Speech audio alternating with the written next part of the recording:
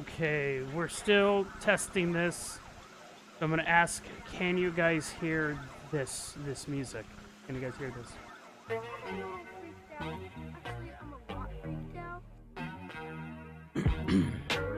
And I think we still have a bit of a lag, but I want to make sure everything's working. You guys can hear me okay, I'm assuming.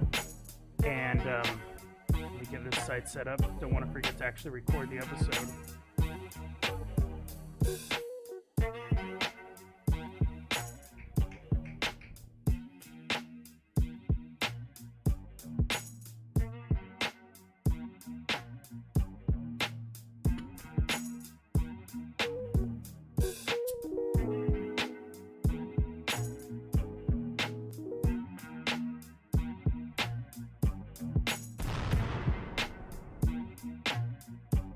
Perfect. Okay.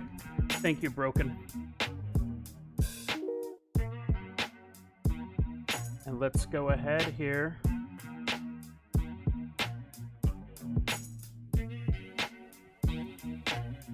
Okay, so go ahead and get started with this episode here. Got to do my little intro first. I've never done a live episode before. This is brand new for me. Sure, it's brand new for you guys as well. Obviously, it's the first time. So, let me go ahead. This is how I do my intros here. A follow-up story to a hobo with a bucket of hot diarrhea. What happens when his attacks go viral? And then we travel around the world to follow a myth that has plagued humanity for hundreds of years. No matter what culture you belong to, no matter what language you speak, all parents warn their children about the man with the bag. Today on Dead Rabbit Radio. Yeah, Dante, you do get distracted. You do get to try to distract me. And also, I should warn you guys, yes, the live version will have me coughing. All of this stuff is going to get edited out for the most part. But okay, continue on with the episode. Here, I'll play a little bit of the music here to set the mood like we normally do. Happy Thanksgiving to you too, SK. Happy Thanksgiving to everyone who's coming out to watch the live show. Really appreciate it.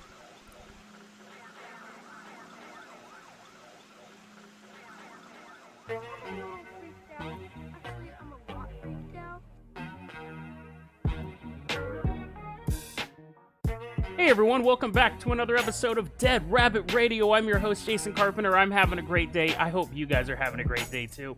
It is Thanksgiving, and I don't know why I always make this mistake, but I gotta remember, I record the episodes the day before. So yesterday's episode should have been the Thanksgiving episode. Yesterday's episode should have been full of Thanksgiving goodness. Instead, I talked about people eating people's fat out of their body, which has been a common theme this week. And it's actually not the end of it. We're going to do one more story. Actually, the origin story. The reason why I started looking at fat-eating monsters to begin with.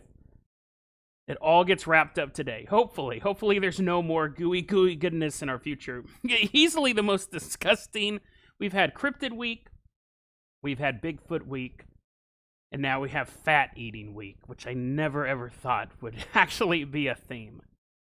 But let's go ahead and get started with our first story. Now, one of my favorite stories I've covered recently is the hobo with the hot diarrhea.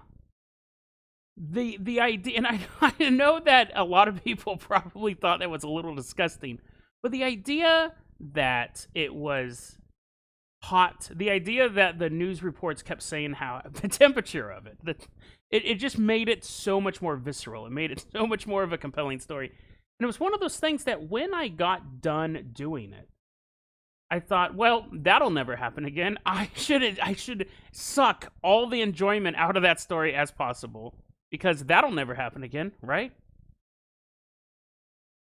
Let's hop in the Carpenter Copter. We're headed up to Toronto, Canada. It's November 22nd, 2019. 5:20 p.m. Walking through the streets of Toronto, we see a library. Now, I'm not a nerd. I'm going to assume you're a nerd, but I'm not. I don't do none of that book reading. We walk into John P. Robarts, not Roberts, totally different spelling. John P. Robarts Library. I hope some of you guys live in Toronto so you can go on a sightseeing tour of all of this stuff. We walk into John P. Robarts Library, University of Toronto. And there's two people, dudes, women. It doesn't really say the gender of these people, so we're just going to assume it's mixed. The man and a woman, just to make it extra shocking, I guess. Because here's the thing. Okay, I'm not going to spoil the surprise. I think you know where this is going, but we'll get to the man versus woman part of this story in a second. We're peeking behind a bookshelf. We're not going to be in the middle of the story. We're peeking behind a bookshelf, and we see a man walking through the library carrying a bucket. Now, in this story, with the hobo story, I wonder how big the bucket was. In this one, we know how big the bucket is. It is a straight up, 10-gallon paint bucket. Like something you would buy from Home Depot, which was a joke that I told the first time. This time we have surveillance photos. So these two people are sitting there doing homework in the library. Guy walks by with a bucket, carrying a bucket through the library. And then warm liquid just splatters all over their body. Dude runs away. Now, it doesn't take long for the two people to realize they are covered in diarrhea. Somebody walked up with a bucket at 5:20 p.m. and threw not hot. Technically, this stuff is always considered warm, so I can't use the term hot diarrhea, but this was warm diarrhea just going all over these two people. Obviously, get the authorities involved. The Mounties show up. They're riding their horses through the library, kicking over people, knocking over bookshelves. Get out of the way! Poop alert! Coming through. And they actually took samples because the question was, is this human feces? Could you imagine being the rookie on that case? They're like, hey, go pick that up. And you're like, I'm pretty sure dogs don't eat corn. There's corn everywhere. And they're like, nah, we still have to take it back to the lab. They're all laughing at him. The veterans are all laughing at that rookie cop. They're pooping more. They're pooping more in the corner. But hey, Johnny, I found some over here. Get another sample. November 24th. 2 days later. November 24th.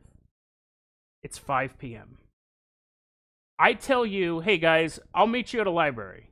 I'll catch up with you. Why don't you go into the library and do some reading? Go to Scott Library at York University. Go. I'll catch up with you. And you're like, okay, I trust you, Jason. You seem like an affable fellow. You would never trick me. So you go into Scott Library, York University. I'm like, make sure you're there at 5 p.m. You're like, okay, thanks, my best friend. And so you're reading a book about friendship, reading a book about trusting people. And while you're doing that, a guy walks up. And you're like, oh, it must be Jason. I'm going to turn around very slowly with my mouth wide open, about to say hello.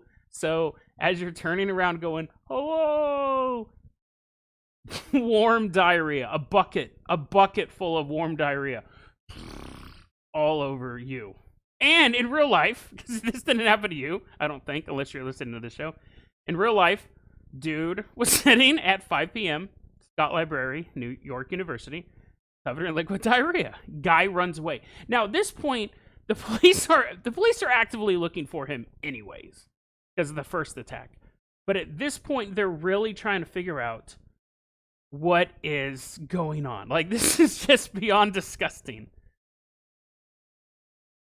November 25th. 1 day later. It's 11:55. I think this is 11:55 p.m. I didn't write it down. But we're going to assume it's 11:55 p.m. simply because here's the thing. First attack was November 22nd. Second attack was November 24th. Now it's November 25th. So you had 2 days between the first two attacks and 1 day between the second attack and this third attack. How long would it take for you to fill up a bucket full of diarrhea? The homeless man, remember, the homeless man in L.A., I shouldn't assume that you remembered that story, but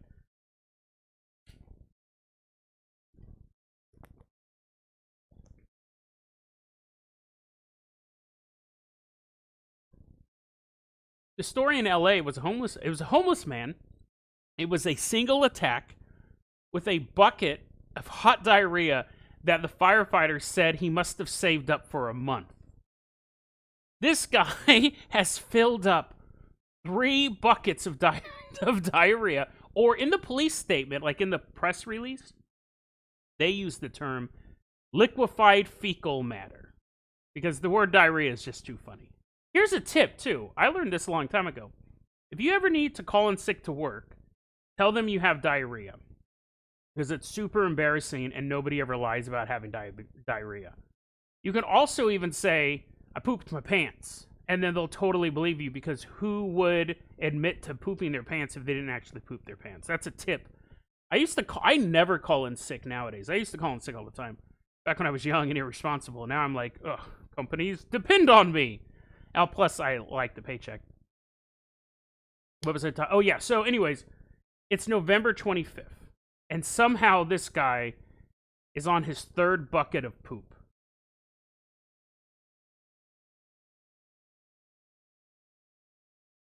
The libraries, though, are empty. Books go unread all over the city. Nobody wants to learn anymore. Schools are being shuttered. Now, that's not far from the truth. People were saying, well, I'm going to keep going to the library. I'm just going to keep looking over my shoulder. I'm really, really scared about what's going on. So it's 11:55, and like I said, I believe it's p.m. A young woman is walking down College Street and University Avenue. So whoever this guy is, or was, we'll get to that in a minute, he definitely doesn't like nerds. Every place he has struck has been an educational place or a street. College Street and University Avenue. So this guy definitely has something against learning. And we actually know who he is. We're working on a suspect now, but we'll get into that. Woman's walking down the street. Dum-de-dum-de-dum. Carrying, I don't know what women carry, a purse, obviously. But I've told you about that. I believe there's a conspiracy to not put pockets into women's clothing so they buy purses. Totally think that's... I think that is a legit conspiracy. Walking down the street with her purse and then, like, I don't know, holding some books in the other hand. And across the street, diarrhea vision. Just brown, dripping vision, target acquired. He is also from a future where diarrhea has taken over the planet. She is going to lead the resistance. He needs to stop her now. He runs up behind this woman with a bucket of warm, liquefied fecal matter, throws it on her, and runs away. November 26th. 1 day later, it's 6 p.m. Mountie, Royal Mounted Police, rides his horse into a press conference. Hops off the horse, walks up to the mic. Ladies and gentlemen, we got him. Yeah, whole city is clapping. Nerds everywhere are reopening their books. Libraries are unlocking their doors. They caught this dude. Now, I'm pretty sure, because it's the next day and it was around 6 p.m., I'll bet you anything they caught him brown-handed. I think they probably caught him with handfuls of poop. Because it would... I mean, how else are you going to catch this guy? They did have video footage of him, but... I'm sure they caught him with a bucket of poop walking down the street. I'm sure that's exactly what happened. It turns out he was I don't know if he was a student. 23-year-old Samuel Opoku. And it's the video footage, like you can go, all the show notes are going to be there. If you look at the video footage, the surveillance camera footage, he's carrying a bucket. And again, it's like a giant painter's bucket. And there's like a jacket covering it, and he has a huge smile on his face. And there's a question about whether or not he is... Wait, where was I going with it? Now, that's funny, because this is a live show, and this is normally a part where I'm going to have to cut this part out. Because a lot of this show is... The fact that however long that was, I think that was... 14 minutes, according to live stream. You guys are getting some behind-the-scenes stuff here. 14 minutes without any major cuts or mess-ups. That would all stay in the show. I'll cut out a little bit in the beginning when I was chatting with you guys. And then, the thing is, the show is pretty, if you guys are kind of seeing what it's like, it's pretty stream of consciousness. Like, I'm looking at notes. I have notes taken. And I'm just riffing.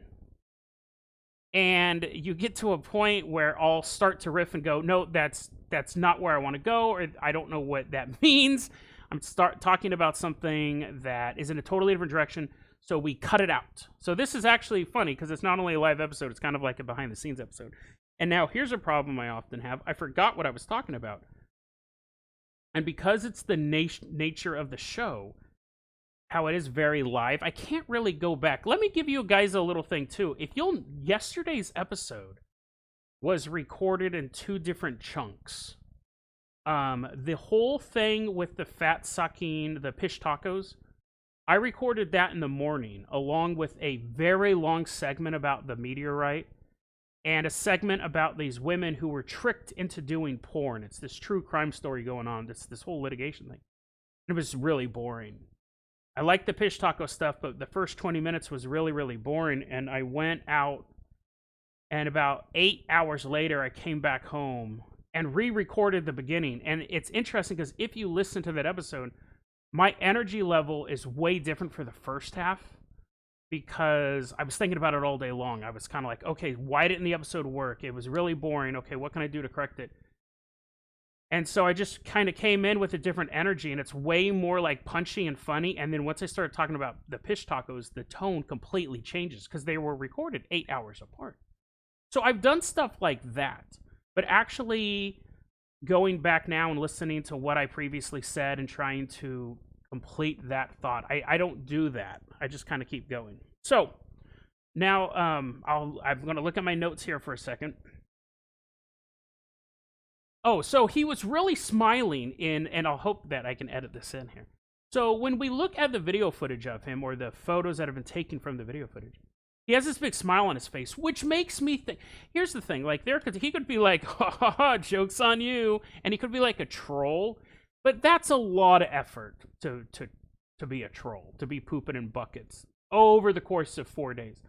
Most likely a sexual thing. It was most likely he was getting off on it. There's an odd component about it as well, is that why was he choosing the people he was attacking?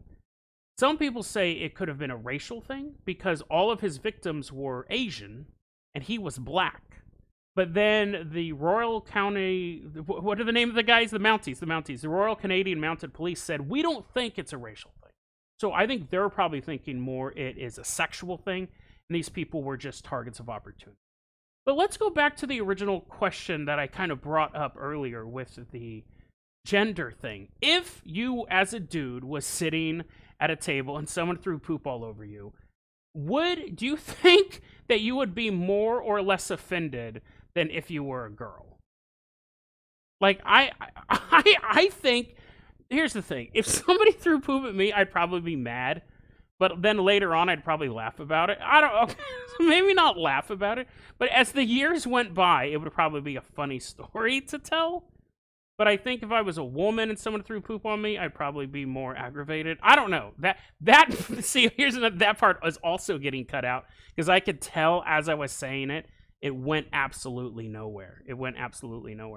So, and this one of the big weaknesses with the show, honestly, is fixing the stuff. Is not fixing the stuff, is figuring out sometimes the ending to a segment transition. I thought everything was going great for that first 14 minutes, and then the wind kind of started losing, just like any sort of act, any sort of riff. The wind starts to fall out of the sails. So I'm going to cut out the part about the gender. And it's funny because now I'll go back and I'll either edit the beginning where I said, does it matter if it's a boy or a girl at a table? I may edit that out, but I may leave that. And sometimes I just leave stuff and then it just goes nowhere. So we're going to edit that part out as well. I didn't know if it was going to lead to a joke or some sort of insight into society, and did neither. It's more funny that it flopped and that it was stupid. So we're gonna go backwards now. So they don't know if it's a racial thing. They don't think it's a racial thing. They think it's most likely a sexual thing. They're not even saying that. But you can't tell me this guy didn't have a huge boner. There's no reason why you would do that much work unless it was for a sexual. I think either like you're like an artist, a troll, a revolutionary, or it gives you a boner. Those are the only 4 reasons why you would go out of your way to continue to do this thing. He's being charged with 5 counts of assault, 5 counts of mischief, interfering with property. That is because I think it's all the poop covering the library stuff. Now, I don't know if people have said, like I said, people were saying earlier, this isn't going to stop me from going to the library, but I'll be more aware. This would stop me from going to a library. This would stop me from going to any library ever. If I knew there was even a remote chance that while I'm reading like the history of corn, I'm going to be inundated. Is that a word? Inundated. I know it's a word, but inundated. Yeah, like rains. If I knew there was a chance that if I was sitting down reading Charlotte's Web or any book, and I would get covered in poop, I would no longer go to the library. That is probably the biggest. Oh, what is going on? Okay, so you guys are really seeing the back end stuff. That is probably the biggest drawback I would ever have to go in a library. That was terrible. So we're gonna edit that out as well. Probably edit out that whole thing. Okay, so now we have to come up with a segue, and I don't remember where I was at. Let's see here. Let me take a drink.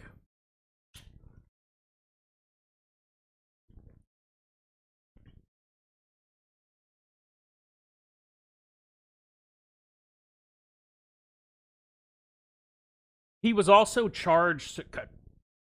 So in the end, though, regardless of his motive, he's getting charged with 5 counts of assault and 5 counts of mischief interfering with property. And in the hobo story before, they did have an issue with the victim having to be treated for like infectious diseases because feces contains a lot of disgusting stuff, obviously. They didn't say that here, but I'm assuming they also had to get all of those tests done and everything like that. This guy wasn't homeless, so I'm going to assume that the poop was not as disgusting, but still. Anybody's poop would be gross.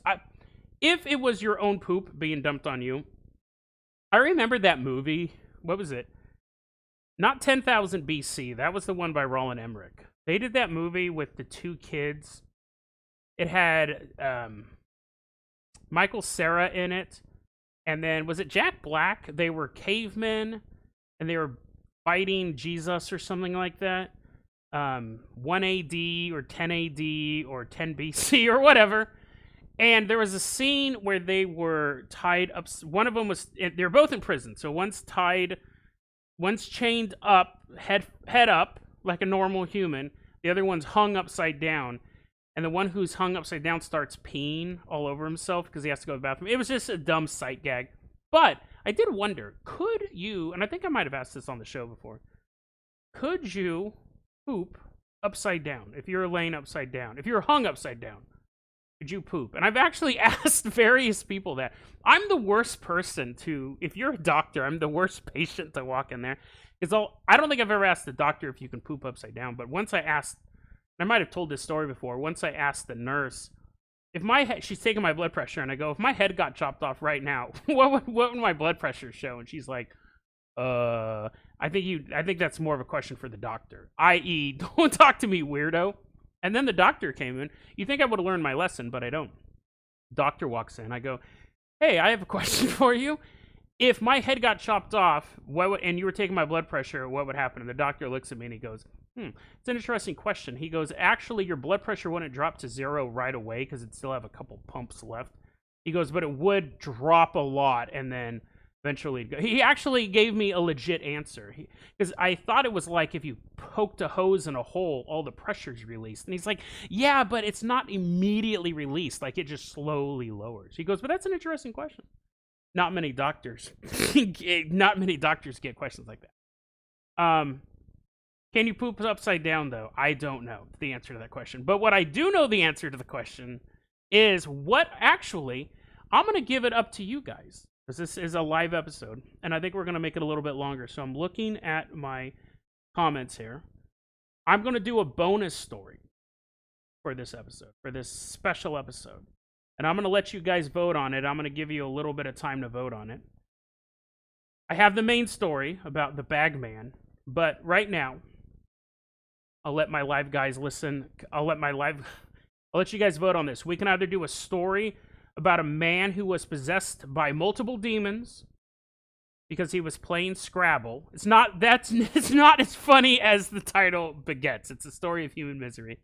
Or the conspiracy theory about the Pope bringing an ancient idol into Vatican City and bowing before it. So you guys can vote on that.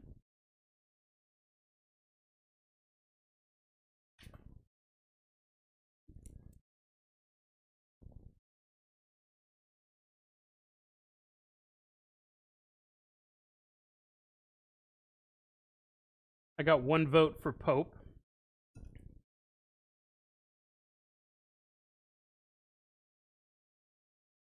Two votes for Pope. 3 votes for... Okay, there we go.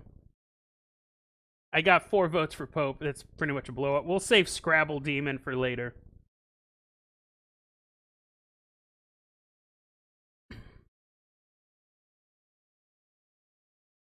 Let me look over my notes here real quick.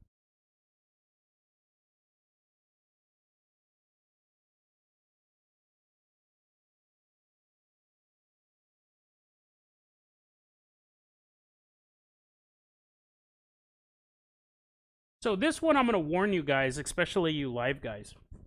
So, you know, I don't talk about politics on the show. I obviously follow politics. It's a thing. It's possible that this story I could start to veer into a little political thing. And generally I cut it out if I start to get too political. But just letting you guys know. I don't think so, but we'll probably get into a little bit about the fractures in the church, and that can lead into politics and stuff. We are leaving behind Toronto, Canada. Cut. So let me actually segue this for the people who are going to listen to this on the podcast. So the live people have voted. We're going to do a story about the Pope. So let's all hop back into the Carpenter Copter. You're wiping yourself off. I'm giving you a couple of those little Clorox wipes so you can wipe the poop off you. You forgot you got pooped on, and I should have made that segment interactive, but no matter what number you picked, you got pooped on. It was just a different consistency. If you picked 3, it was extra chunky. We're leaving behind Toronto, Canada, and its poop-filled libraries. Hop on the Carpenter Copter. We're going to Vatican City. So,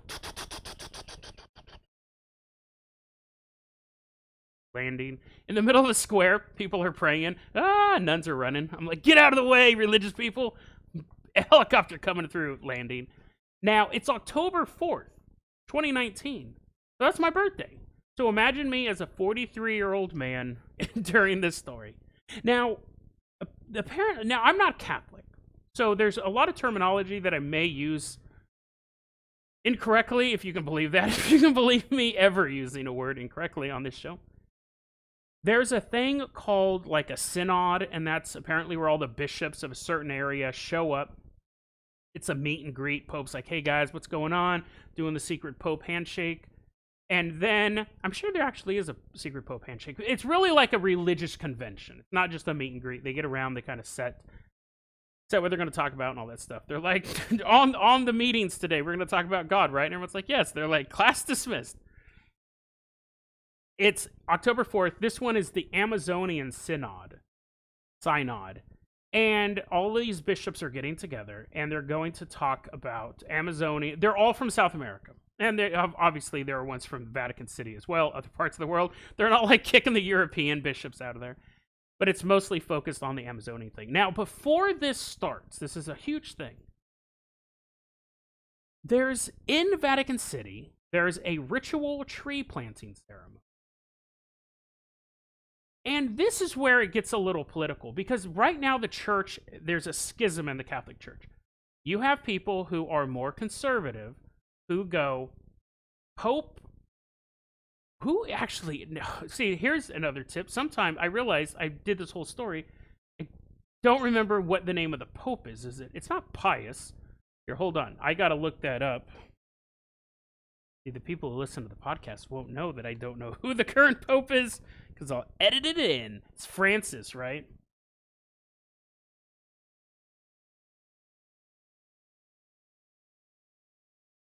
Yes. So Pope Francis.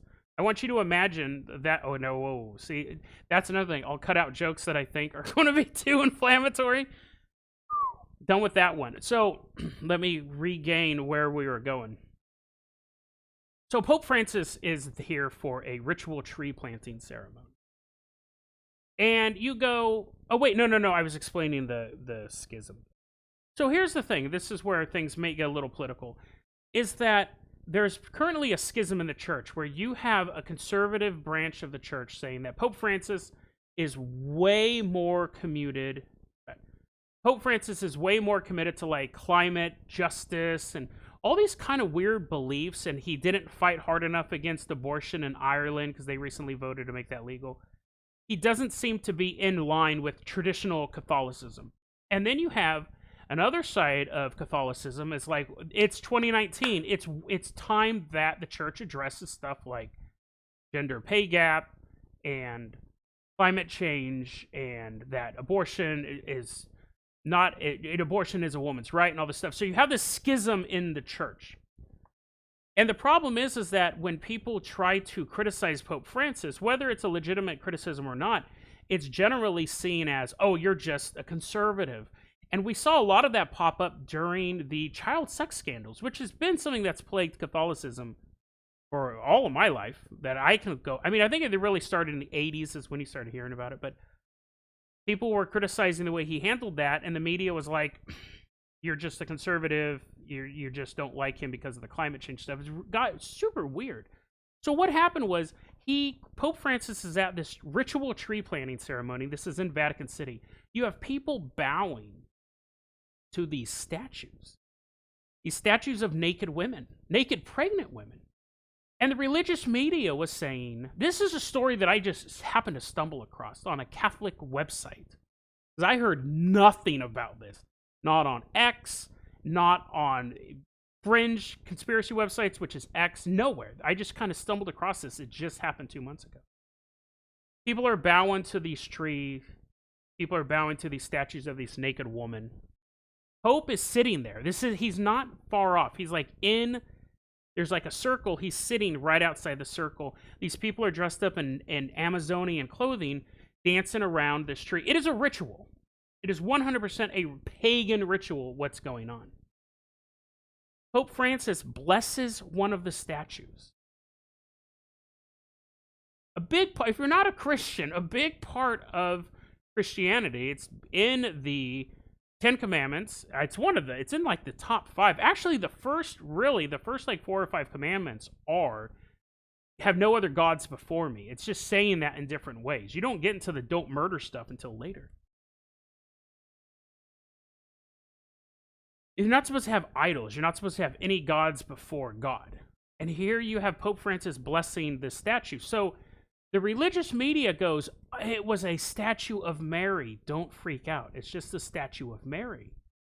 But you had the people who don't like Pope Francis, the conservative side of the church, seeing this as just another symbol of the madness of Pope Francis. This statue, so what it is, and what the people began researching, because they're like, there's something wrong here. Pope shouldn't be where all these people are dancing around for this tree planting ceremony. What does the statue represent? It's called Our Lady of the Amazon, or Pachamama. Pachamama, Mother Earth. It's the earth goddess of like the Amazonian people. In the South America region, you have the Amazonians and you have other people in that region. In their creation myth, they have Pachamama. It's a fertility statue. It's a symbol of Mother Earth. And the Pope's people are like, it is a statue that represents the Virgin Mary. So quit acting like a big old conspiracy weird. Now, Pope Francis goes, I really like those statues. I don't know if he actually said that, okay? But he's saying these statues are great. He brings them into a church in Vatican City, which is a huge controversy. Because now, not only is he out in the garden during this ritual, and what I'm telling you is not conspiracy theory. What I'm telling you is photographed and historical. It is new. I'm not talking about stuff that happened in the middle of the night. You can check out these show notes. see photos of him at this fertility ceremony. We're just getting started because he addresses this and everything. No one is saying this didn't happen. No one is saying that this is a straight up fake news conspiracy. He brings them into a church in the Vatican City. These false idols, these images of Pachamama. And the Amazonian Synod is starting. So that thing, the tree planting ceremony, took place before the official synod, where you're going to have all these bishops show up. And the thing is, the bishops are not happy about any of this. Excuse me.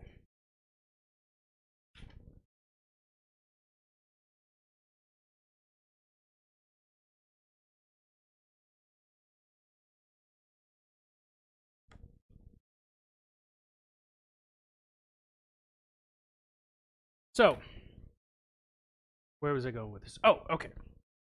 So it's October 21st. The statue, I believe there's 2 statues of Pachamama.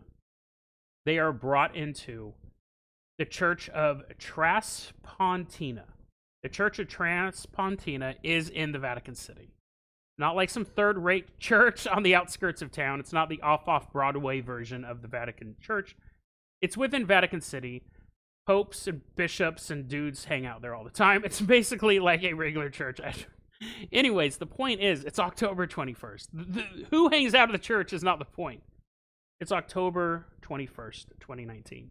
2 dudes, 2 guys, break into the church late at night, grab the statue. I think there's only 1 statue at this point. They grab the statue. Cut. 2 dudes break into the church, grab the statue, throw it in the river. They are hailed as heroes, as people who have stood up to a corrupt pope. Because this obviously is huge news. Somebody breaks into a church, steals a relic of a false god that was put there by the pope. They throw it in the river. So what does the pope do?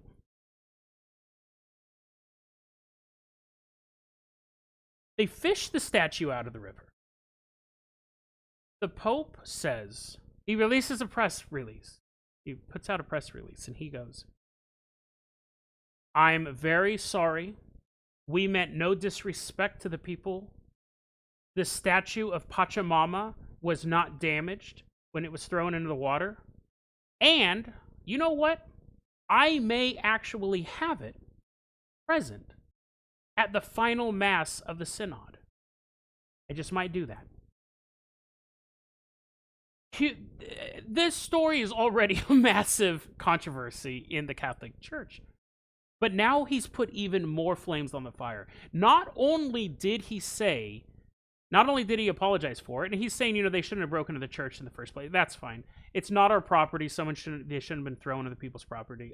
Shouldn't have been throwing other OPP's stuff around. He said that he may have them at the final mass. Before, these guys were just sitting in a church. Now he's talking about having them in a mass with him and every other bishop from South America, which people were like, you can't have these guys sitting here while you're holding a mass. But he called the statue Pachamama. So there went the entire argument that this was a statue of the Virgin Mary. He knew what the statue was. It was a statue of Pachamama. He was at a ritual for it. He blessed it. He put it in a church. And when it got disposed of, he apologized for it and assured people that Pachamama was not destroyed. Now, again, the people who support Pope Francis goes, "Oh, no. He called it Pachamama because that's what everyone else was calling it at this point. It was shorthand. He was using the terminology that his enemies are using. Because if he had said this is a statue of the Blessed Virgin Mary, then people would just be confused. He was using the term Pachamama because that's how people think of the statue.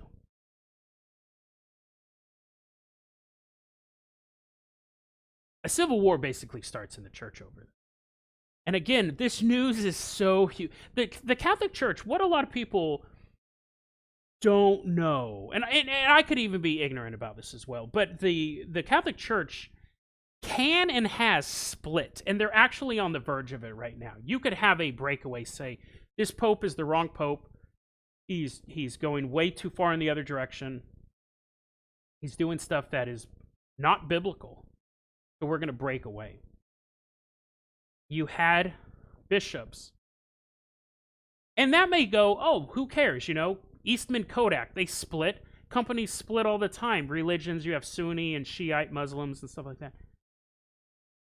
He is the... Wow, SK, thank you. Thank you for that. I really appreciate it. Didn't expect that.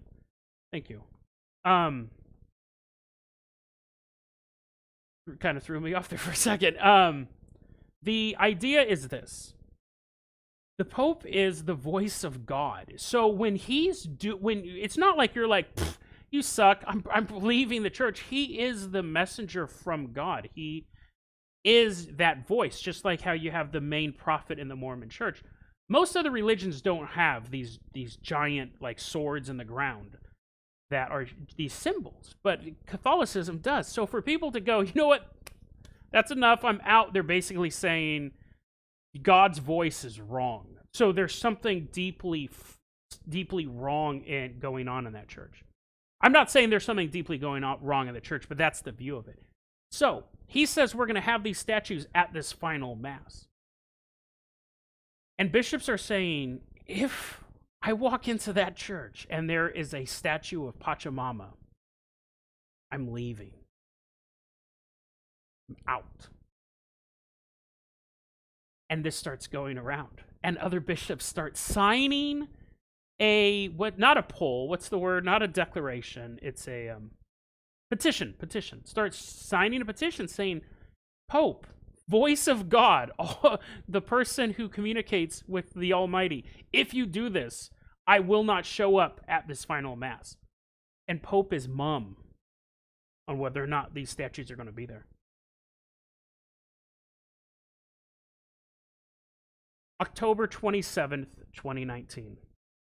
It's the closing mass of the synod. The statue is not there. There are no statues of Pachamama. But you have this huge Catholic ceremony. You have this mass. Did I ever tell you guys I went to a private Catholic school? So I did have to do all that stuff. You're like, Jason, don't go on a segue now. This is the conclusion of the show, or of this segment. Don't start going off on random stuff now. So I won't. It's October 27th. It's closing mass. The statues are not there. But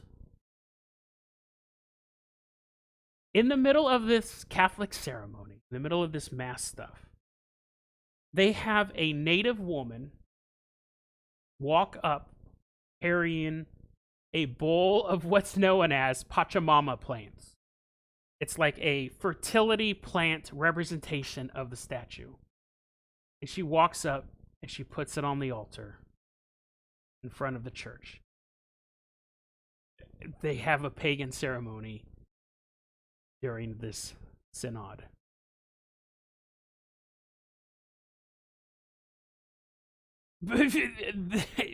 Basically, here's the thing. They say, hey, the Pope's like, hey, man, you said no statues. I gave you no statues. But you didn't say nothing about no plants. Like, I mean, come on. And you know, the bishops are saying, one of the weirdest things about all of this is the Pope doesn't seem to care. He doesn't seem to really, it doesn't disturb him either way. It's not disturbing to him that anyone's upset, and it's not disturbing to him that they're having these pagan ceremonies. He just doesn't seem to care either way.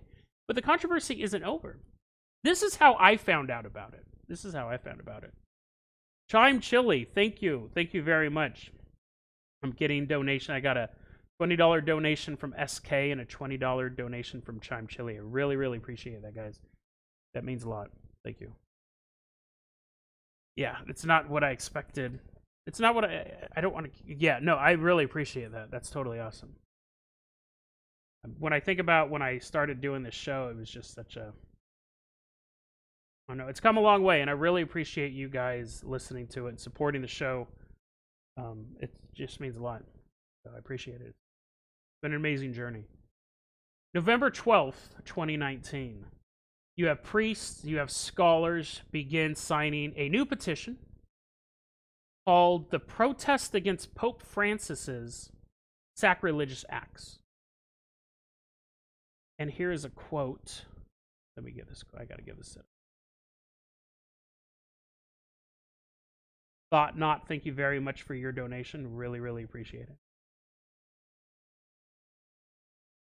it. This is the thing. A lot of times I will get quotes and then I'll have to reread them and see if at the time when I'm doing my research, sometimes I'll just grab quotes and then as I'm going through it, because the story obviously morphs. This one, I was up in the air whether or not I was going to plan it to do it today. But the stories are constantly morphing. So, sometimes I'll include quotes and sometimes I won't. But let me take a look here. What's the quote here?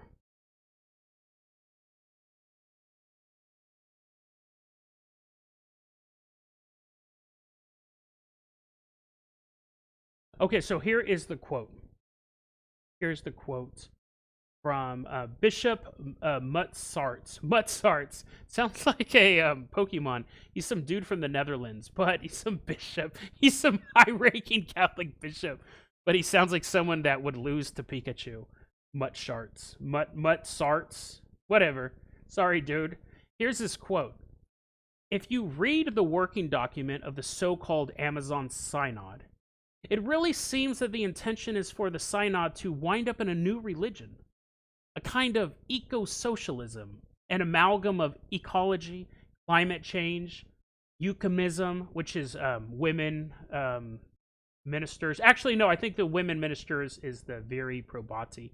But anyways, an amalgam of ecology, climate change, euchemism, viri probati, consecration of women, and, as an afterthought, sometimes a mention of Jesus. But then not as the Son of God and Redeemer. Jesus the philosopher, revolutionary, and hippie. So basically what he's saying, what Bishop Mutsarts is saying is that this seemed to be the first step in radically change, or actually, people think Pope Francis has been trying to do this for a while, but trying to blend the Catholic Church with this pagan-type religion, turning Jesus into a freedom-loving, which he was a freedom-loving dude, but like a plant-loving hippie dude, and focusing on the ecology, the climate change, which they did talk about during this synod. And I'm not saying that those aren't bad issues to discuss. You can talk about that stuff, but people feel like you should be talking about Jesus. You should be talking about saving people's souls rather than saving, saving money by not fracking or whatever. Okay, let me try that one again. The Catholic Church should focus more on like saving people's souls than saving the environment. That's kind of how people feel about it. And you can do both. The problem is that he's thinking that this Bishop Mutsarts and all these other priests are thinking they're focused way too much on the environmental stuff. Thank you very much for the donation, Barfian Man. That means a lot. In the future, please lower the noise gate. It's cutting off at the beginning of some words. I don't have a noise gate, actually. This technical question here. I don't have a noise gate on this. That might be part of it. I don't know what it is. But I apologize if you guys are fighting any, if you guys are having any trouble hearing this stuff. I apologize. So, they're putting out that statement of protest, the protest against Pope Francis's sacrilegious acts. Now, what's funny is this keeps spiraling out of control. This situation keeps spiraling out of control. On November 11th, the president of Bolivia got overthrown. It's funny because I stumbled across this story, and it did end up becoming like this globe-trotting adventure. November 11th, the president of Bolivia, Evo Morales, gets kicked out of office. That's a whole other just long story, corrupt government. But while he was in government, he is like, hey, have you met my new buddy? Have you met my new pal? Pachamama. And this president was also talking about Pachamama in the palace. So you have this revolution go on. President leaves, they put in a new person in power. Some guys break into the office and destroy Pachamama statue, And then they sent out a release, or they left a video. Maybe they were wearing ski masks holding a smash statue. But they made the statement, Bolivia, cut. They made the statement, Pachamama will never return to the palace. Bolivia belongs to Christ. So you're having this full-on, I used the term civil war, I used the term civil war earlier, but you have like this struggle where people are raiding offices, raiding political offices, raiding churches, getting rid of statues. They're taking physical action. And this is how I found out about this story. We're going to wrap it up like this. This is how I found out about this story. On December 6th, 4 exorcists have declared... Wait, December 6th hasn't happened yet. This is how I found out about the story. I saw a news article that just kind of popped up as I was kind of moving around the internet. 4 exorcists has declared that December 6th is going to be a day of prayer for the Catholic Church. You're like, that's every Sunday. That's every day if you're an old Italian woman. Every day is a day of prayer. Excuse me.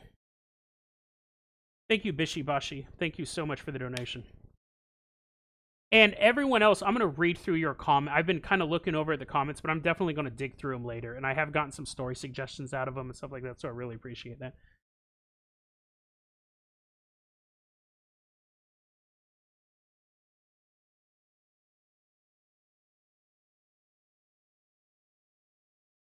These 4 exorcists have declared that December 6th should be a day of prayer. And they left this. This is how they started off their speech. This should really let you know how people are viewing this whole situation. In light of the recent events regarding the Pachamama ritual in the Vatican Gardens. That's when I was like, because I was like, oh, these exorcists are going to pray for the church. What's going on? When I read that first sentence, I'm like, what? And then I went and I did all that research because I was like, what? They assumed you know what the Pachamama ritual was. I read that, I was like, what are they talking about? And then all this just news kind of poured out. In light of the recent events regarding the Pachamama ritual in the Vatican Gardens, the subsequent procession of the idol into St. Peter's, as well as placing the idols in St. Maria and Transpontina Church, we are reminded of the words of St. Paul, 1 Corinthians 10:20. Do I say that what is offered and sacrificed to idols is anything? Or that the idol is anything? But the things which the heathen sacrifice, they sacrifice to devils and not to God. And I would not that you should be made partakers with devils. So he's basically, these 4 exorcists come out guns blazing. The Pope is partaking with devils.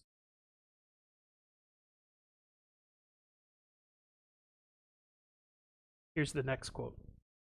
This is also in their press release. The Psalms 95, what would that be? Chapter 95, verse 5. Tell us that all the gods of the Gentiles are devils, but the Lord made the heavens. These events bring home the reality that our wrestling is not against flesh and blood, but against principalities and power, against the rulers of the world of this darkness, against the spirits of wickedness in the high places. These events bring home the reality that we are in spiritual warfare, and that warfare is happening within the church itself. We are therefore encouraging all Catholics who recognize the evil of the events to join us in a day of prayer and penance on December 6th, for the purpose of driving out any diabolical influence within the church that has been gained as a result of these recent events, along with other events. Shots fired. Like, just by the Pope doing this is in consort with devils and has opened the church up to demonic possession. The Catholic Church could fracture within our lifetime. I mean, it is very possible that the next generation will have a radically different Catholic Church instead of this giant monolith type of thing. Which, again, with that much money and that much power at stake, it could get bad. It could get real bad. I mean, we talk about, Civil War, liberals and conservatives in America, and I mean, that I would put my money more that there would be a shooting war over the Catholic religion before there'd be a shooting war in America. But I mean, when they're calling on Catholics to pray that the Pope isn't possessed by the devil too much. So that'll be December 6th. If you're a practicing Catholic and I almost said practicing cactus. If you're a practicing Catholic and you believe that the Pope has strayed, December 6th is the day to pray about it. Insane. We'll keep following that story though, but we are now going to move on to our final story of our special Thanksgiving episode.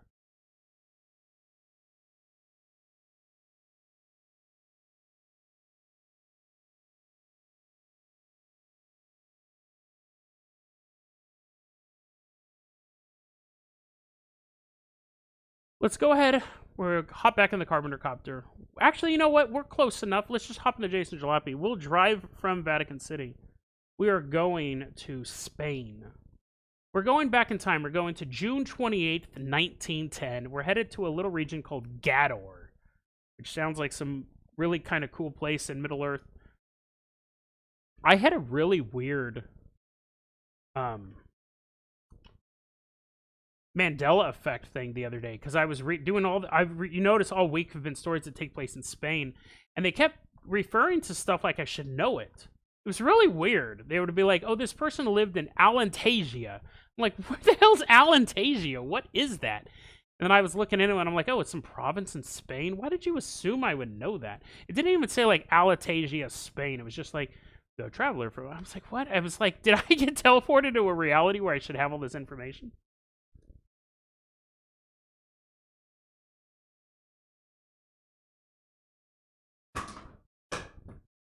We're going to Gador.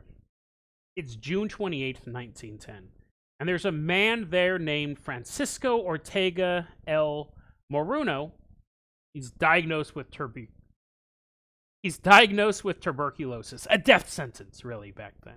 And not a great sentence to hear nowadays either. It's not like you're like, yes, just tuberculosis. It's still pretty rough. I wonder if you can get tuberculosis by swallowing someone's diarrhea. I wonder if that's not something that I want to test. It's not even something I want to Google. But I wonder, I mean, it's mucus-based, right? There's a lot of mucus and poop. Anyways, nothing to do with the story. This guy ends up, he's like, "Oh, I'm tired. I got the consumption. My lungs are full of blood and mucus," or whatever Jason thinks tuberculosis is.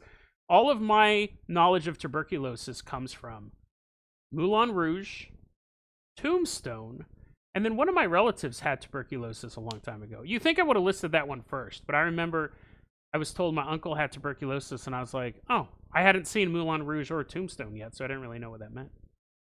Anyways, Francisco is sent to another dude named Francisco. His name's Francisco Leona, so we'll call him Leona from here on out. Leona is one of those healers, one of those old men who's like, not a doctor, not like, like a snake oil salesman, like a fake guy. But you'd be lucky if this wouldn't be a story if he was a snake oil salesman. He's actually a human fat expert. And this is how I got started on my whole story about Spain having a problem with sucking people's fat out. This is where the origin story, this is the prequel. And this one, I'm doing a little true crime setup, and then we're going to wrap it up with an absolutely bizarre phenomenon. An absolutely bizarre phenomenon. So Francisco goes to Leona and says, "Hey man, can you get rid of my tuberculosis?" And Leona goes, "I can, but you're going to have to pay me some of that sweet, I think it's called reals or whatever. It doesn't exist anymore, so it doesn't matter." He goes, "You're going to have to pay me some of that sweet, sweet Spanish currency. Because I have the cure for you, but we're gonna need some stuff." And Francisco's like, whatever you need, because I don't want to die of tuberculosis. And Leona goes, "Sure. All we need is to kill a little boy." He goes, "I'm sorry, wait, what did you say? Was that possible? Oh, nothing. Just kill a little boy and take his fat. Wait, what? But he was actually on board, because when he finally did go, we have to kill a little boy and take his fat, Francisca goes, that's what I thought you said. Okay, cool, I'm totally down with that. I thought you said kill a cat. You know what oh God, I hate it when people go, oh, I could kill a human, but I could never hurt an animal. I call them out all the time. All the time when somebody says, I go, no, you can't. I might have said that on a previous... I go off on tangents all the time and then end up editing them out for time. I've gotten to the point where people, when they go... Because people tell me all the time they could murder other people. And my answer used to just be ignoring them. I never really... Because everyone's, oh, you know, if I could, I'd take a human life. And now I actively challenge them. I go, no, you couldn't. Now, to be fair, the people I'm doing this to aren't like 6-foot-tall bikers. They don't have like teardrop tattoos on their faces, little tattoos on the inside of their hand. No. These are people who have never even been in a fist fight in their life. They'll be like, you know, like, I'd have the darkness inside of me. I don't know if it's because they know that I read true crime and stuff like that, but it's not impressing me. Oh, I have the darkness inside of me. I could take a human life. And I'll be like, no, you can't. I'll straight up tell them, no, you can't. And they'll be like, yes, I could. I could totally. And I'll say, listen, I'll give you this. If someone broke into your house and it was a life or death situation, you could probably take them out. Probably wouldn't worry about that. But you could in no way plan and execute a murder. And then they start to interrupt me and I go, and live with it afterwards. There's no possible way you could do that. I could. I got the darkness inside of me. And then I'll usually say, okay, well, let's go to the animal shelter and you can pick up a cat and drown it. Whoa, no. I've had this conversation so many times. It's so bizarre. I don't know if people are trying to impress me. First off, I'm not impressed by someone who can murder somebody else. Gorillas can kill each other. And yeah, that's pretty cool because they're super strong. But I'm not, that doesn't impress me. The fact that you think you're some like dark avenging angel or just some psychopath or whatever. You watch too many episodes of Dexter. It does not impress me. But I'll always go, okay, well then, you know, go kill an animal. And they'll be like, which I do not advocate killing animals, obviously.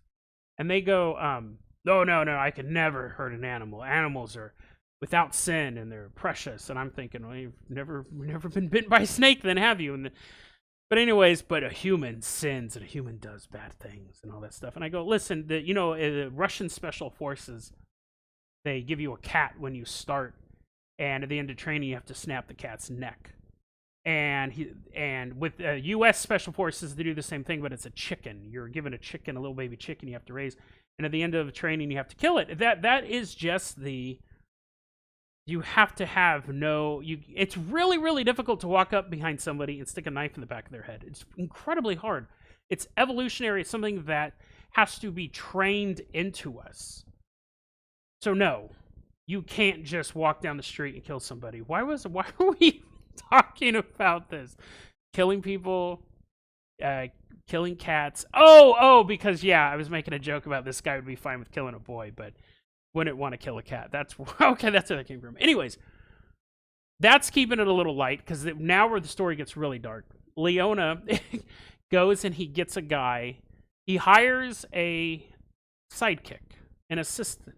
Now you are about to commit a crime where you have to kill a young child for a cure of a disease.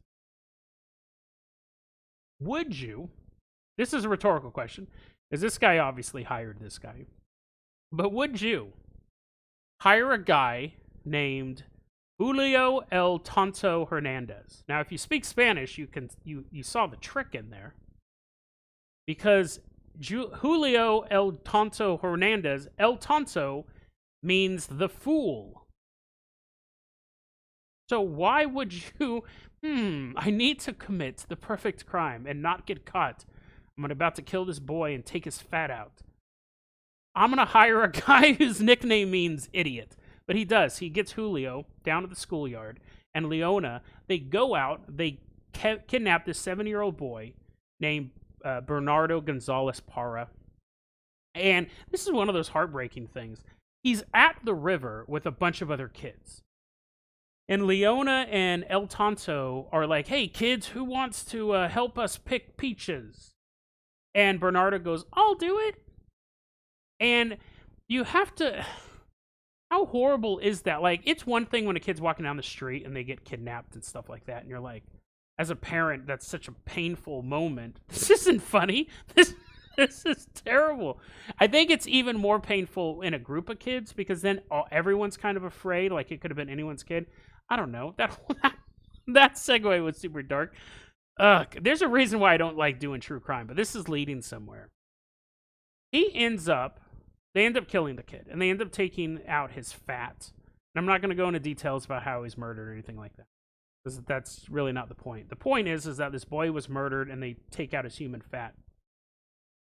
And they use it. They take out all this gooey fat, and then they just put it on Francisco's chest like it's that vapor rub, and they just rub it around, and they go, put this on your chest, leave it here, your tuberculosis will be cured.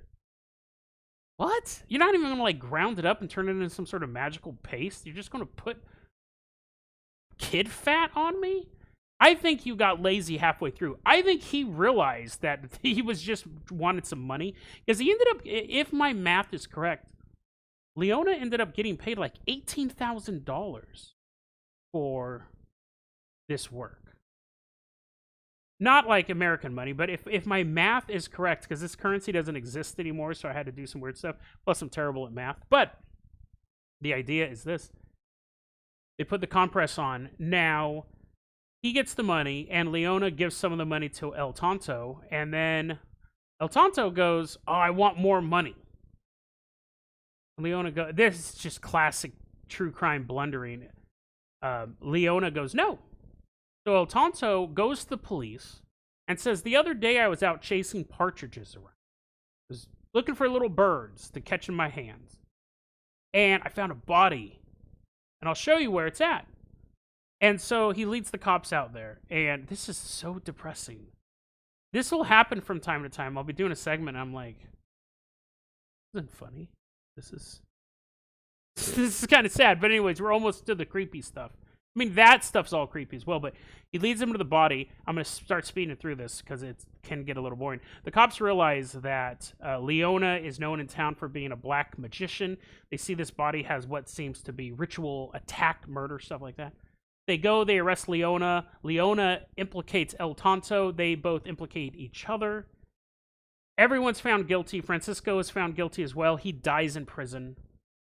And everyone else is hung, except El Tonto. He's considered too insane, and he's pardoned, because he's an idiot in the end. So why am I telling you that story? We got done with Spanish Fat Week. Why am I telling you that story? Because that story got wrapped up in the man with the bag, or the Bagman. Leona is considered one of the typical Spanish bagmen. So what's the Bagman?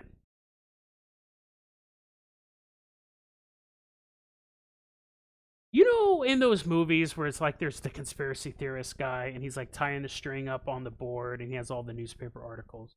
Or when you're watching a horror movie like Sinister, and they're like, here's the locations of the 10 last demon attacks, and here's the location of the last 10 families that go missing. Put a little overlay. They appear. That's how I felt about this Bagman story. So we're going to leave behind Leona, because that's just an example. That's a real-life example where people goes, he was a bagman. He was the old man with the bag. And he was also considered a real-life version of a Sacramenteca. So that's kind of wrapping up the whole Spanish fat expedition.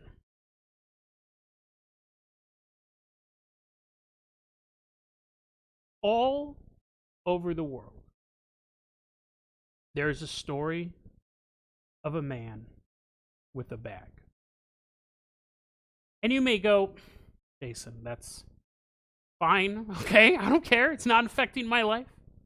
When we look at stories like Chupacabra, Chupacabra is something that exists. It doesn't exist. It's totally proven to be false, but the legend exists in South America and the American Southwest. There's no stories of a Chupacabra in Greenland or Australia. Fairies, little magical imps, exist in Northern Europe, Greenland. But you don't hear similar stories in Mongolia. The Yeti, the Bigfoot, only appears in certain parts of the globe. But there is one creature that is everywhere. And not only is it everywhere, it is described exactly the same. A fairy in Northern Europe is different than a gnome-type creature in South America. The abominable snowman, the Yeti, is different than the American Bigfoot.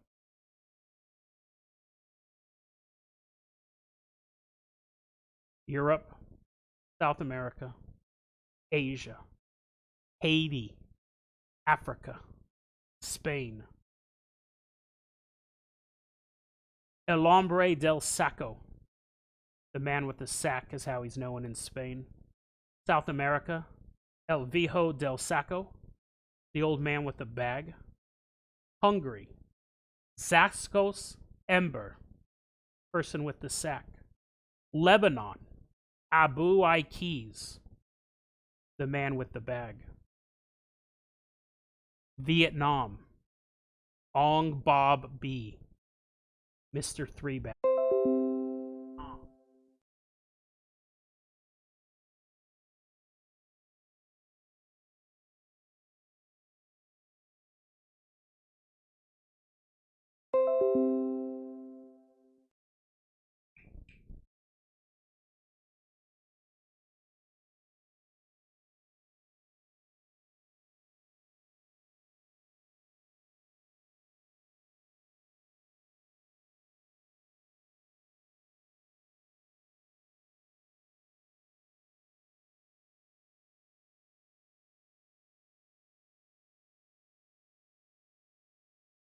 Okay, I think we're back.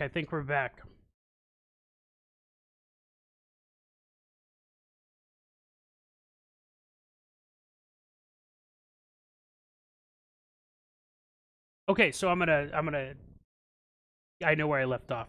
I know where the stream went bad. It was around Vietnam. Vietnam, Ong Bab B, Mr. Three Bags.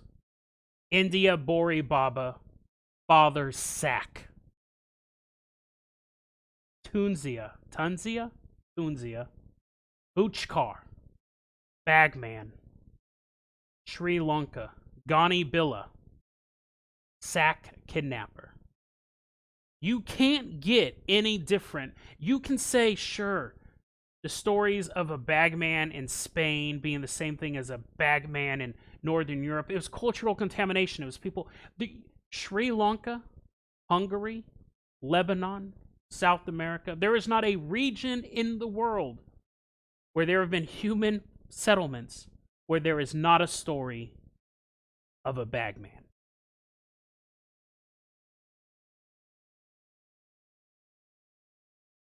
What's interesting is that these stories are so universal. And they're not considered a cryptid, a spirit, a demon, but a maniac. A man who exists for one purpose: to steal children. Jason, but they were kidnappers. That's part of real life. Kidnapping for the sake of kidnapping is a fairly recent event when we're talking historically. Most kidnapping was done for food, for money, but just to kidnap, even kidnapping for like sex in a scale is more recent than, I mean, yes, cavemen did bash each other's heads in and take their wives and stuff like that. I'm talking about like the lone predator, the creepy kidnapper. This stuff is all fairly recent in human development. But all of these cultures have a story about a man with a bag. They all believe it to be human. But it's so weird that it's always the same type of character. And what's interesting, too, is we all know about the most famous bagman, Santa Claus. So we sell the bagman is so grained into human culture that one of children's greatest heroes is a man with a bag. So what is it about that imagery? What is it about that you can have here's the thing. If it was just the story of the neighborhood weirdo in Sri Lanka, it would be neighborhood weirdo in their language, and in English it would be something else. All of these words describe a man with a sack. And all of these characters, they're old, they're evil, they're indigenous. So it's not like the Pish Tacos that started off as a white conquistador. These are all, in Sri Lanka, it is a person of that ethnicity with a sack taking children. But you go to Hungary, it's a Hungarian with a sack taking children. Not just any children, by the way. They take disobedient children. And you go, Jason, you're kind of shooting holes in your own argument. Actually, Jason, I don't even know what the argument is yet. Well, I'm building to that, but the idea is this: be good, kids, or the sack man will get you. And not only that, is in a lot of these regions, the parents willingly give their children to this man with a sack because they're bad. In the Netherlands, who have their own version of the sack man, this is one of the weirdest connections, and I feel like I'm still tying string up on a bulletin board. All of these places have stories about a man with a sack. And yes, people have really used sacks. The story that I just told you, the true crime story, one of the things I glazed over, actually, glossed over, I think is the word. Not glazed over, that's what you do to a donut, is that they used chloroform to take out that little boy, threw him in a sack, tossed him in a sack, carried him away. But I still feel like I still feel like everything's connected. In the Netherlands, their version of the sack man, you get kidnapped, you get taken to Spain. Be good, kids, otherwise you're going to end up as a Spanish guy. And actually, sometimes they take you and they turn you into a black dude in the Netherlands. You go in the sack and you become one of Sinterklaas's helper, which is Black Peter. So that's just a whole weirdness involved there. You are bad in the Netherlands. If you're bad in the Netherlands, you go to Spain, and I think the implication is you become Moorish. And then you are traveled back up to the Netherlands to help Sinterklaas hand out gifts. Yet another Bagman in this whole mythology.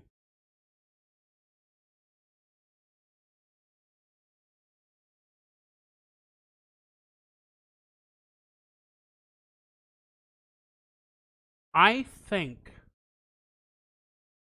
that the Bagman is real. I think that the Bagman is a boogeyman. I think that the Bagman is a boogeyman that is it's basically a cryptid that is so hyper evolved, it's everywhere. It's undetectable. Not only do people not perceive it as being a cryptid or some sort of mythological creature, it's that they see it as being human. A weird human, a creepy human. And they see it as something fully integrated into their society, their myths. Nobody ever says, well, maybe some parents do, go to bed, otherwise the boogeyman's going to eat your brains. But people will say, you better go to sleep or the Bagman will get you. I've heard stories about the Bagman when I was a kid.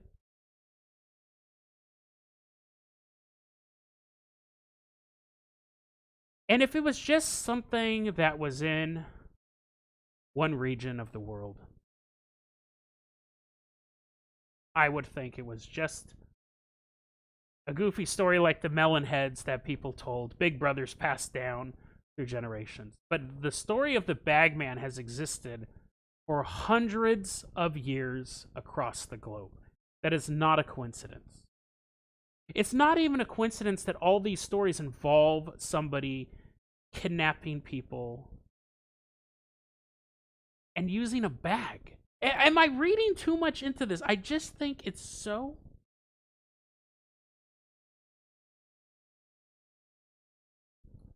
I think there's something true about this. I think there might be something living in human society that has remained so undetected for so long that people use it to frighten their children. But when in reality, it's something that could... It would be the equivalent of if there was a rabid dog in your neighborhood, and then you use that to be like, hey, Billy, you better come home before the streetlights come on. You heard about that rabid dog escaping the neighborhood. It doesn't mean that the rabid dog's not dangerous. It's simply that you're using it as a tool. I have believed, and I said this a very long time ago on the podcast, that I think that the boogeyman is real. But I said, because every culture has a version of the boogeyman. But really, that was kind of a vague statement. I couldn't really back that up. I can back this up. Every culture has a story about a man with a bag who kidnaps children. Every culture has a story about a man with a bag who kidnaps children. Not just a man who kidnaps children, because that would just be something that just happens, unfortunately. All of these people, it is built into their name. The man with the bag, the sack man, the person with the sack, Father Sack, Mr. Three Bags, Sack Kidnapper. It is built into the name. That is not a coincidence. There is something out there in human society that hunts children and carries them away with a bag. The boogeyman is real.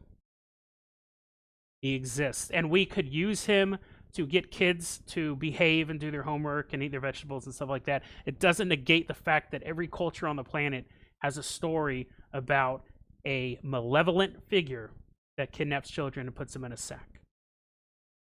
The best case scenario is that it is just a legend that adults think is funny and it's useful and they tell it.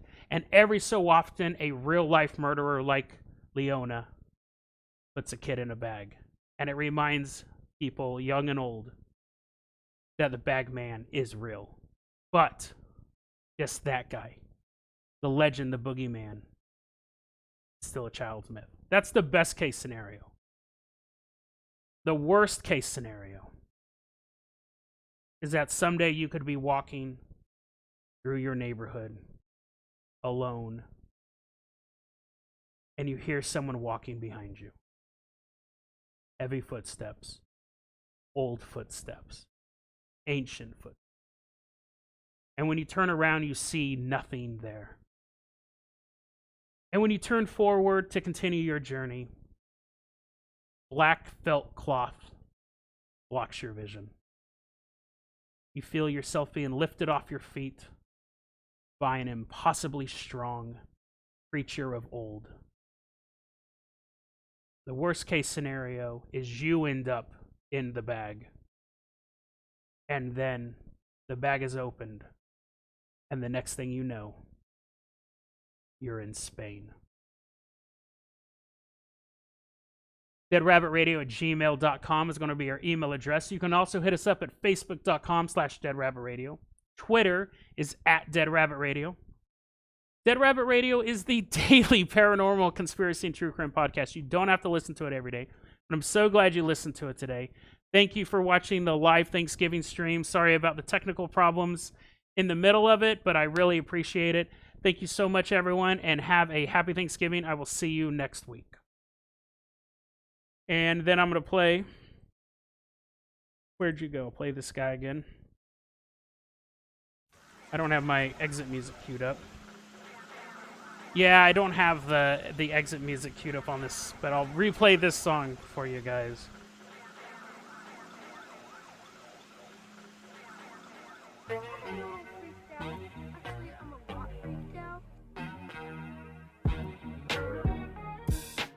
No, thank you guys. Thanks for watching the live broadcast. That was really cool. That was actually a lot of fun. Definitely had a different energy to it. That Pope story, I think, was probably the longest part to it. But I'm glad you guys stuck around.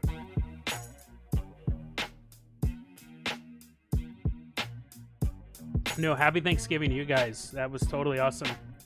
I had a lot of fun. And I got my dead rabbit. I don't know if you guys have been able to see this, but I'm not going to freestyle. I never got big into freestyle. And yeah, there's my dead rabbit merch shirt right here. Check that out. Thank you, Sephora.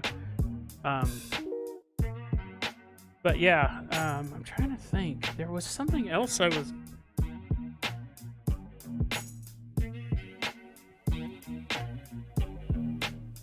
No, I'm not gonna freestyle. I never freestyled back when I did it. I always said I had nothing to gain and everything to lose freestyling, so I just never got into it. That Pope story was good. I stumbled across that, and it was one of those stories like I was like, what is going on? And it's funny. I actually today got a lead on another story involving the Pope and an idol, but I didn't want to give that one away. That was actually a recommendation because I haven't done research on it. I just kind of looked into it and stuff like that. Thank you, Eric. Yeah, I'm going to go back and I'll read through these comments and everything like that. I'm glad you guys enjoyed the show. I'm trying to think. I thought there was something else I was going to do. Yeah, sorry about the internet, which I kind of expected on Thanksgiving. You know, probably a lot of people were streaming and stuff like that and all that stuff. But, yeah, that was a good hour and a half long episode. There was the technical issue, but yeah, I'm glad you guys stuck around for that. I was thinking about doing something else after this.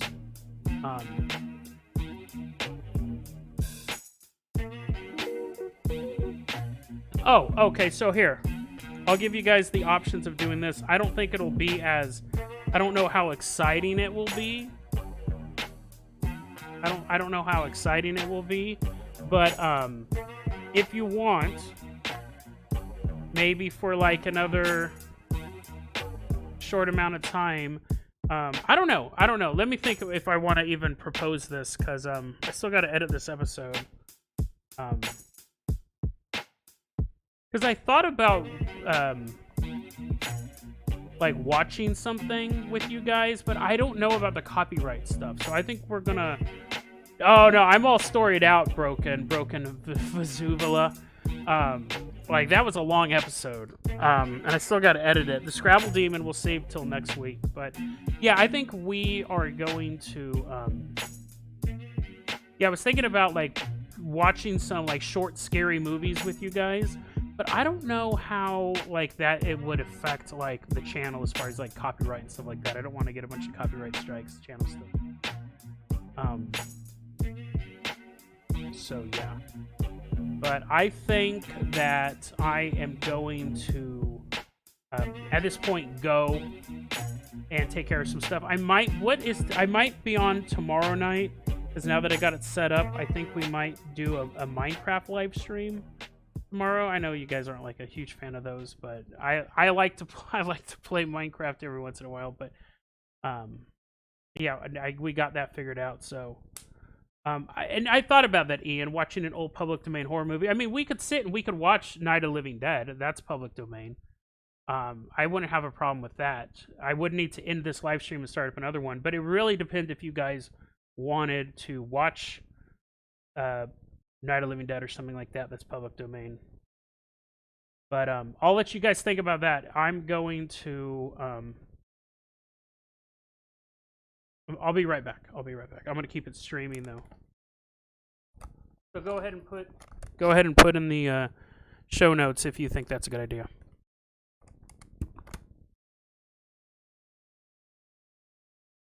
Yeah, I'm down with Minecraft too. It's you guys can we can either play video game and now that I'm not doing the episode I can actually chat with you guys, but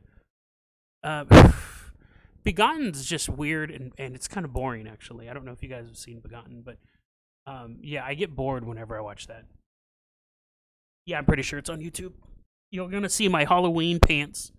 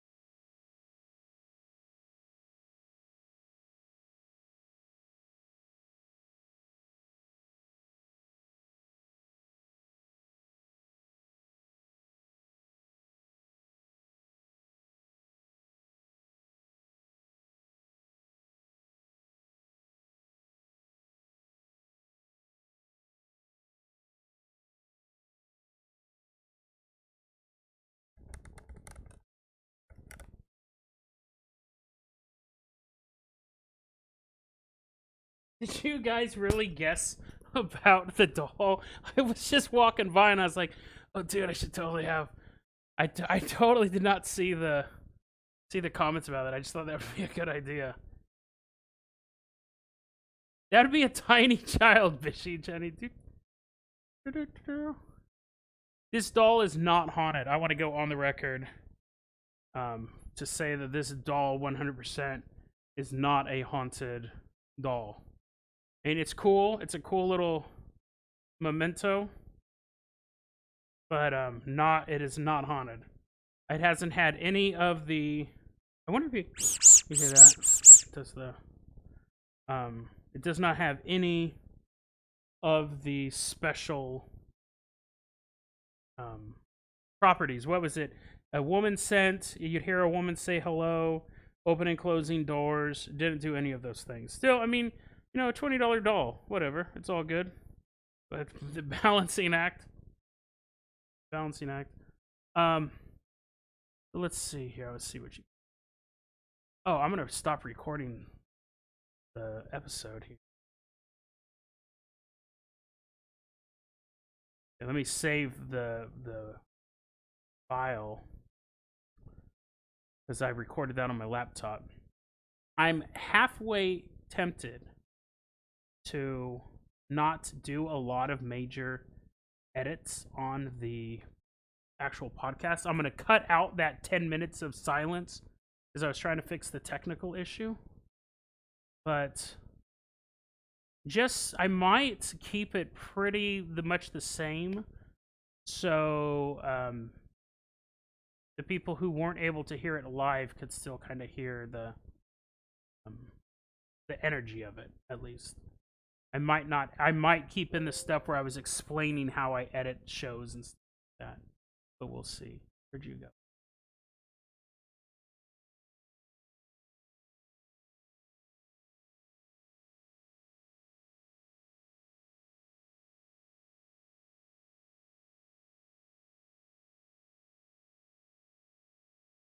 So, we're gonna watch a movie. What I'm gonna do? Yeah, Veronica. Veronica is the haunted doll.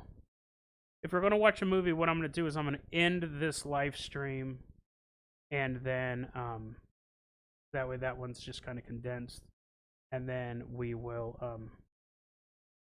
I'll start up another one, and we'll let's say.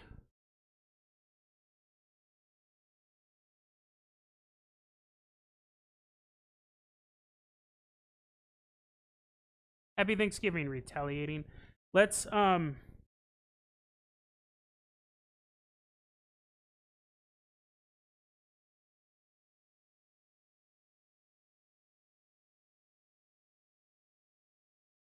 give me 15 minutes. Give me 15 minutes. I'm going to shut this down, and then I'll see about something public domain. If you guys want to hang out for a bit and talk, we can. I'm totally down with it. And then I'll have to fiddle around with that episode. But thank you guys so much for... You're right here. Thank you guys so much for listening to this episode and for being here. Have a happy Thanksgiving. I'm going to shut this down. We'll get another live stream going with something else. And if it sucks, then we'll just not do it. But we'll go. I'll definitely be back in about 15 minutes. Have a happy Thanksgiving if you don't join us again, and I'll see you guys next week. I'm going to hit this button here. Bam. And